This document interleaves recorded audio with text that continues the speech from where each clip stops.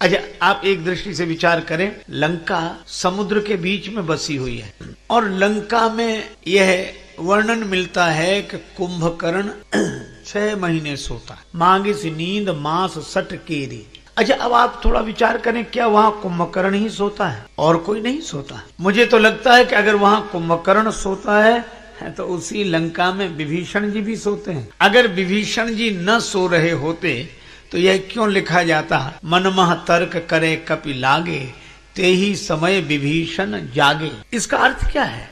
यह जीवन की जो दशा है उसका चित्रण प्रतीकात्मक ढंग से एक रूपक के द्वारा श्री तुलसीदास जी प्रस्तुत करते हैं। समुद्र के बीच में लंका, संसार ही सागर है और हमारा जीवन यही लंका है। लंका सोने की थी और ये जीवन भी सुनहरा अवसर है। ये जीवन सुनहरा अवसर है, ऐसा मौका बार बार नहीं मिलता। लेकिन इस लंका के भीतर, इस जीवन के भीतर अगर कुमति का कुंभकर्ण सो रहा है तो सुमति के विभीषण जी सो रहे हैं।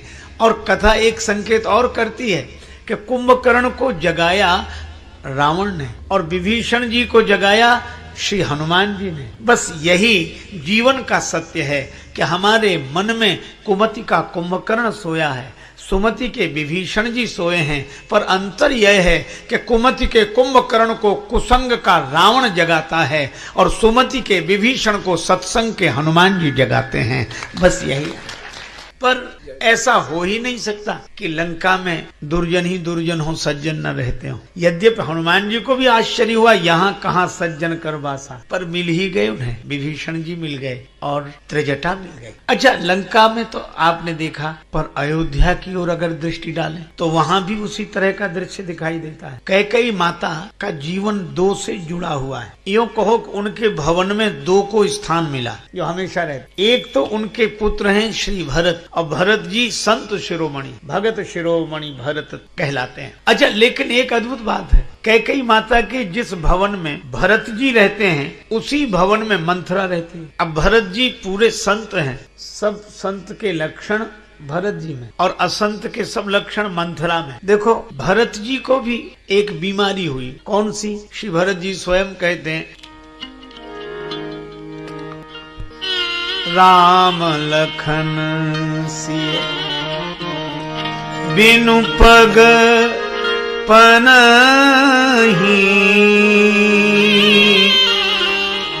करि मुनि बेश फिरहि बन बनहि। श्री सीताराम जी के, लक्ष्मण जी के दुख की कल्पना से ही यही दुख दाह दहई नित छाती, भूख न बासर नींद न राती। भरत जी कहते हैं, मेरा हृदय जलता है। एक बीमारी, दूसरी भूख न बासर नींद न राती। दिन को भूख नहीं लगती, रात को नींद नहीं आती।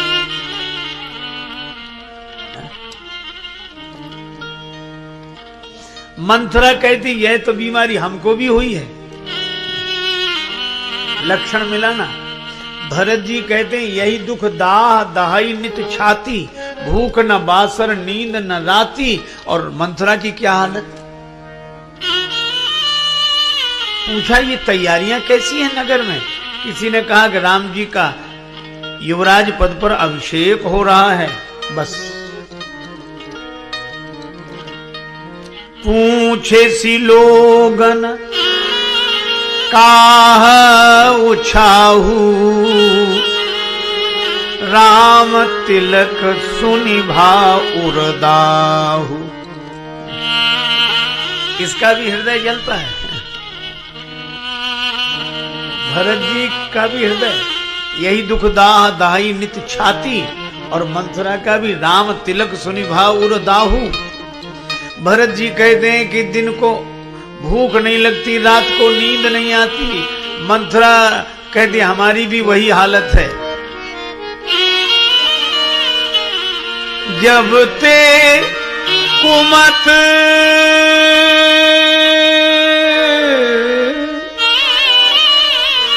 सुना मैं स्वामिनी भूख न बासर नींद न जामी। मुझे भी दिन को भूख नहीं लगती, रात को नींद नहीं आती। अच्छा, लक्षण तो एक मिल रहे पर कारण अलग अलग हैं। भरत जी का जी जलता है राम जी का दुख देखकर, और मंथरा का जी जलता है राम जी का सुख देखकर। भरत जी को भूख नहीं लगती, दिन को रात को नींद नहीं आती। क्यों? क्योंकि श्री राम जी को वन मिल गया। और मंथरा को दिन को भूख नहीं लगती, रात को नींद नहीं आती, क्योंकि राम जी को युवराज पद मिला जा रहा है। अब आप देखो, लक्षण एक से हैं पर कारण अलग अलग हैं। देखो, संत भी दुखी होते हैं और असंत भी दुखी होते हैं, पर अंतर यह है कि जो दूसरे का दुख देखकर दुखी हो वह संत, और जो दूसरे का सुख देखकर दुखी हो, अब मैं क्यों कहूं, आप स्वयं समझ लीजिए कि वह कौन है, जिससे दूसरे का सुख न देखा जाए। जय हो।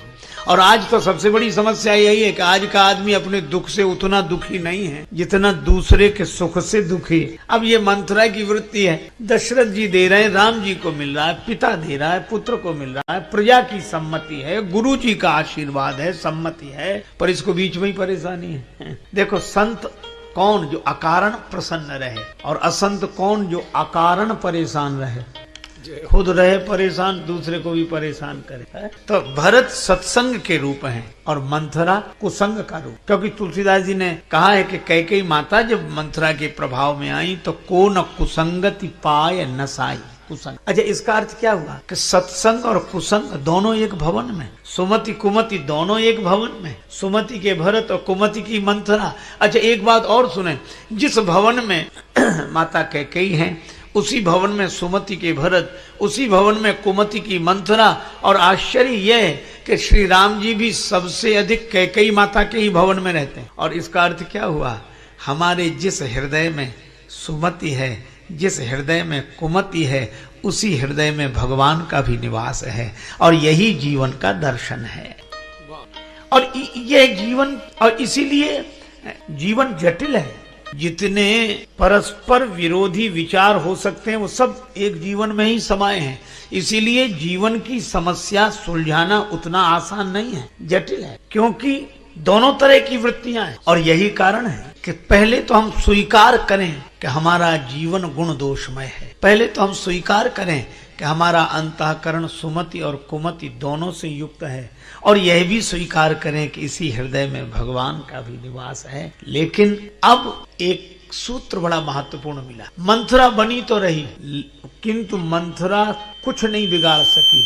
कब तक? जब तक श्री भरत अयोध्या में रहे, भवन में रहे। अच्छा, मंथरा सफल कब हुई? जब श्री भरत ननिहाल चले गए, शत्रुघ्न जी ननिहाल चले। शत्रुघ्न जी तो साक्षात संयम है, ऐसा संयम, वाणी का ऐसा संयम, बोले ही नहीं। और भरत जी सत्संग के स्वरूप हैं। इसका अर्थ है कि जहाँ सत्संग है वहाँ संयम है। भरत जी आगे आगे चलते हैं, शत्रुघ्न जी पीछे पीछे। सत्संग के पीछे पीछे संयम चलता है। अगर जीवन में सत्संग आ जाए तो संयम तो पीछे पीछे आ ही जाए। और इसलिए भरत जी के बिना शत्रुघ्न जी नहीं रहते, सत्संग के बिना संयम नहीं रहता। संयम तो सत्संग का अनुगामी है।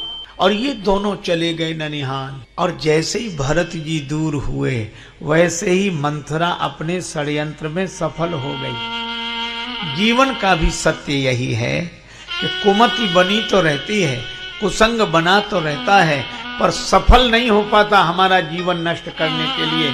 कब तक? जब तक सत्संग हमारे साथ रहता है। और जब हम सत्संग को जीवन से दूर कर देते हैं तो फिर कुसंग अपने षड्यंत्र में सफल हो ही जाता है। सुमति दूर हो जाती है तो कुमति सफल हो जाती है। अच्छा देखो, एक बात और निवेदन करूं, बड़ी व्यवहारिक बात, पर शायद जीवन की गंभीर समस्या को समझने और सुलझने के लिए महत्वपूर्ण सूत्र भी है। एक बार एलोपैथी के विशेषज्ञ एक डॉक्टर से हमारी बात हुई। स्वास्थ्य अनुकूल नहीं था तो उनके पास गए, तो डॉक्टर ने कहा कि आपको डायबिटीज है। हमने कहा कई वर्ष से। हमने कहा तो उन्होंने कहा एक बात आपको बताएं, आप किसी मंत्र, ताबीज, भभूत, झाड़ फूंक आदि के चक्कर में मत पड़, ये डायबिटीज मिटेगी कभी नहीं। तो हमने कहा यह तो परेशानी की बात है। उन्होंने कहा परेशान होने की जरूरत नहीं, डायबिटीज मिटेगी नहीं, पर आप एक काम कर। क्या? तो उन्होंने कहा कि दवा खाते रहो, दवा खाते रहो और परहेज करते रहो, तो ये मिटेगी नहीं पर कंट्रोल में बनी रहेगी। बात साधारण सी है, उन्होंने डायबिटीज के संदर्भ में कही, पर मैं इस बात को कभी नहीं भूल। मुझे लगता है कि शायद जीवन के लिए भी यही सत्य है। उन्होंने कहा कि डायबिटीज मिटेगी कभी नहीं, दवा खाओ, औषधि खाओ और परहेज करो, कंट्रोल में रहेगी। मैं भी आपसे कहता हूं कि यही सूत्र मन की बुराइयों के संदर्भ में भी है। ये काम, क्रोध, मद, लोभ, मोह, मत्सर, काम, क्रोध, लोभ, मोह, मद, मत्सर, ये मिटेंगे कभी नहीं। सत्संग की दवाई खाते रहो, कुसंग का परहेज करते रहो, तो कंट्रोल में बने रहेंगे। ये मिट तो सकते नहीं, इनको मिटाने वाले मिट गए। इसलिए छाड़ी मन हरि विमुखन को, छाड़ी मन हरि विमुखन को, हरि विमुखन को संग, हरि विमुखन को संग, छाड़ी मन हरि विमुखन को संग, छाड़ी मन हरि विमुखन को संग, छाड़ी मन, छाड़ी मन, हरि हरि विमुखन को संग, छाड़े मन हरि विमुखन को संग।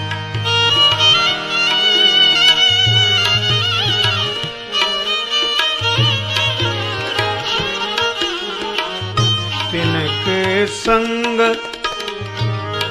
तिनके संग कुबुद्धि उपजत है, तिनके संग कुबुद्धि उपजत है, परत भजन में भंग, छाड़ी मन हरि विमुखन को संग, छाड़ी मन हरि विमुखन को संग, छाड़ी मन हरि विमुखन को संग।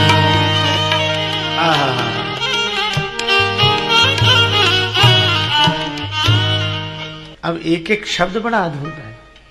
संग कहा, अच्छा दो शब्द हैं, संग और साथ। साथ होना अलग बात है, संग होना अलग बात। तन से किसी के आसपास रहना साथ रहना है, और मन से किसी के पास रहना संग रहना है। क्योंकि संस्कृत में संग आसक्ति को कहते, संगात संजायते कामः, और इसका नाम ही आसक्ति। जो आसक्ति है कभी भी आ सकती है, कैसे भी आ सकती है, कहीं से भी आ सकती, आसानी से आ सकती है, पर मुश्किल से जा सकती है। तो श्री सूरदास जी की वाणी है, छाड़ी मन हरि विमुखन को संग। उसका अर्थ है कि साथ भले ही बने रहे हरि विमुख, पर मन का संग उनसे नहीं होना चाहिए। देखो, साथ मिलता है भाग्य से और संग होता है भाव से। भाग्य बदले न बदले, पर भाव बदला रहे तो जीवन धन्य हो जाए। इसीलिए हमेशा। अच्छा, और भगवान ने क्या किया? भगवान नगर ही छोड़कर चले गए। प्रभु ने कहा कि हम कुछ करते नहीं हैं, सत्संग ने बुलाया तो आ गए, कुसंग ने कहा जाओ तो चले गए। पर इस कुसंग को बदलेगा कौन? सत्संग ही। इसीलिए गुरु जी ने कहा कि कुसंग के कुप्रभाव को मिटाने के लिए संत की ही आवश्यकता है, सत्संग की ही आवश्यकता है। गुरु बुलाए पठए दो भाई, यह है। अच्छा, अब भगवान की लीला हमारे जीवन को कैसे निर्मल बनाती है, अनेक प्रसंग पर आज एक प्रसंग से हम लोग इस पर विचार करें, चिंतन करें। महाराज दशरथ के मन में एक विचार आया, और वह भी क्यों आया? राजसभा रघुराज विराजा,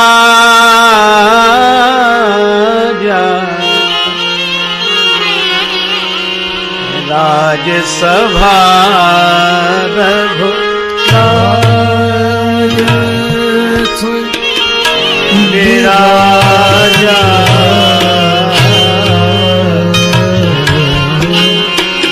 राजसभा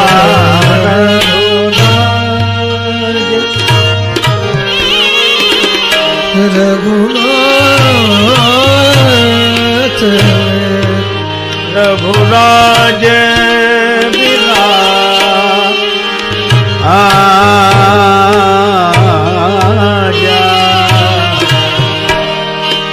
राजसभा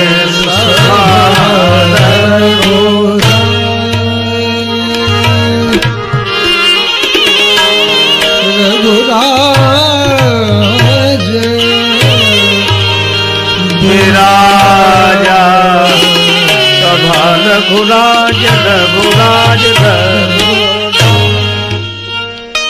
राजसभा में अयोध्या अधिपति महाराज दशरथ विराजमान हैं, दरबारी जन विराजमान हैं। अच्छा, सभी प्रशंसा कर रहे हैं। अयोध्या नरेश महाराज दशरथ जैसा सौभाग्यशाली कोई अन्य नहीं है। कुछ लोग महाराज की प्रशंसा करते हुए भी कह रहे हैं कि अयोध्याधिपति आप जैसे तो आप ही हैं, आप बड़े महान हैं, आप जैसा महिमा में महिपाल कोई दूसरा हुआ ही नहीं। इस तरह की चर्चाएं जो प्रायः दरबारी लोग करते हैं वे भी कर रहे। पर आश्चर्य कि उसी समय महाराज दशरथ ने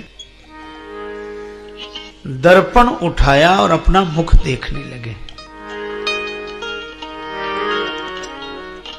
राय सुभान मुकुर कर लीना,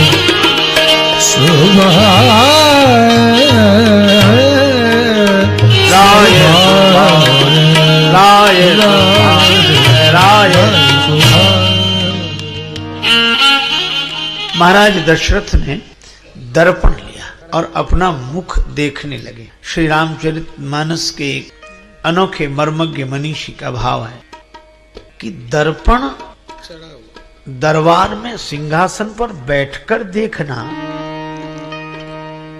यह शिष्टाचार के अनुरूप आचरण तो नहीं है। अच्छा, जैसे हम लोग कथा में आए, तैयार होकर आए, वस्त्र धारण किए, तो दर्पण देखकर ही तो आए होंगे। और वहां कोई दर्पण देखकर सभा मंडप में आए, कक्ष में दर्पण देखकर सभा मंडप में आए तो अनुचित नहीं है। किंतु कक्ष का काम सभा मंडप में आके करे, यहाँ बैठकर फिर दर्पण निकाले और अपना चेहरा देखे, तो लोग यही कहेंगे कि ये सभा में तो बैठे पर सभ्य नहीं है, शिष्टाचार के अनुरूप आचरण नहीं है। ये दर्पण वहीं देख कर आना चाहिए था, यहाँ क्यों देख रहे? पर महाराज दशरथ जैसे विवेकी पुरुष सिंहासनासीन हैं और उस समय दर्पण में अपना मुख देख रहे हैं, तो यहाँ कुछ विशेष बात है। यह कथा हम लोगों को उपदेश देती है और संदेश देती है। वह यह है कि जब हम किसी विशिष्ट पद पर बैठे होते हैं, विशेष उपलब्धि को उपलब्ध होते हैं, तो प्रशंसकों से घिर जाते हैं। विशेष व्यक्ति की प्रशंसा भी विशेष होती है। दशरथ जी सिंहासन पर बैठे हैं तो सभी प्रशंसा कर रहे हैं कि आप जैसा कोई राजा नहीं, आप जैसा कोई राजा नहीं। अच्छा, उसी समय दशरथ जी दर्पण देखते हैं।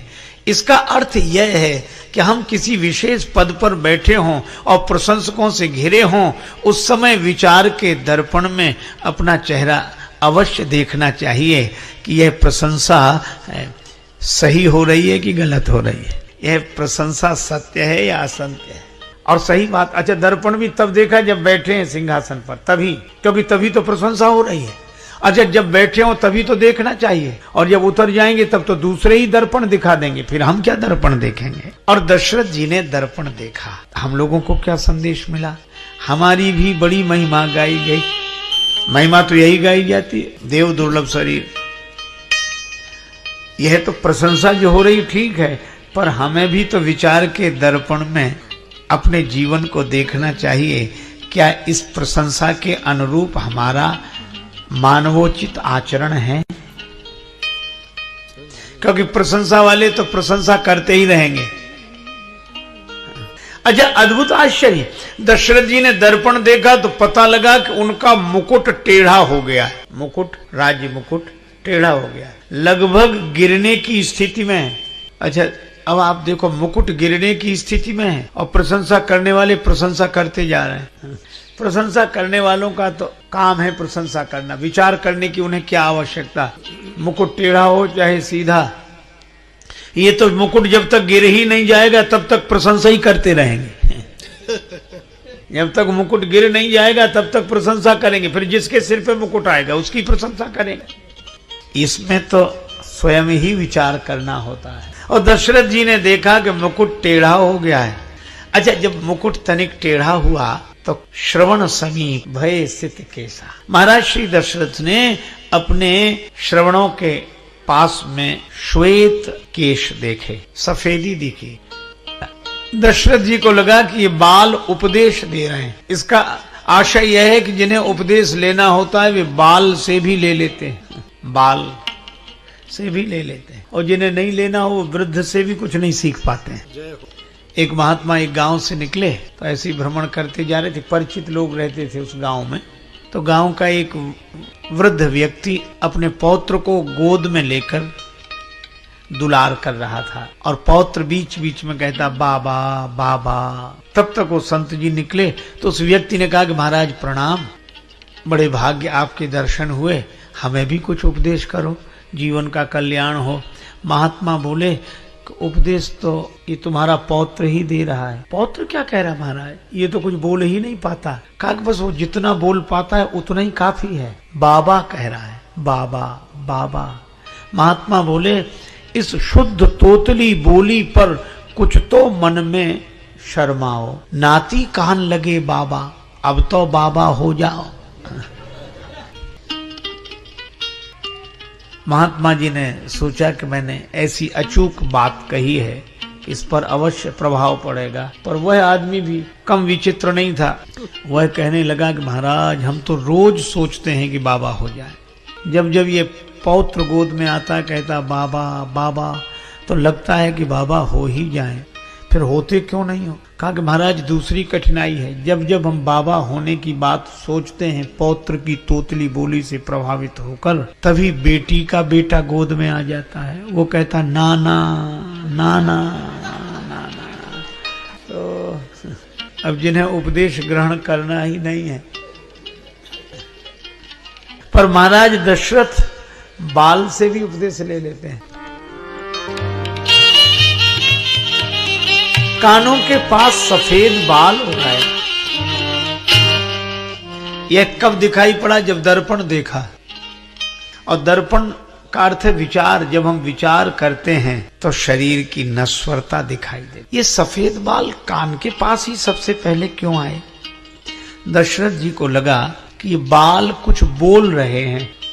क्या बोल रहे हैं? इन श्वेत केशों के माध्यम से वृद्धावस्था ही उपदेश दे रही है। यह बाल यह बोल रहे हैं कि दशरथ जी, हम तब भी बाल थे जब तुम बाल थे, हम तब भी बाल थे जब तुम बाल थे। तुम वृद्ध हो गए हो, हम अभी भी बाल हैं। तुम वृद्ध हो गए हो, हम अभी भी बाल हैं, लेकिन एक अंतर तो है।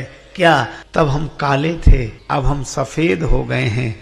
हमने तो अपना रंग बदल दिया है, पर दशरथ तुम अपना रंग कब बदलोगे? हम जैसे थे वैसे नहीं रहे, और तुम जैसे थे वैसे ही हो, अब तक नहीं बदले।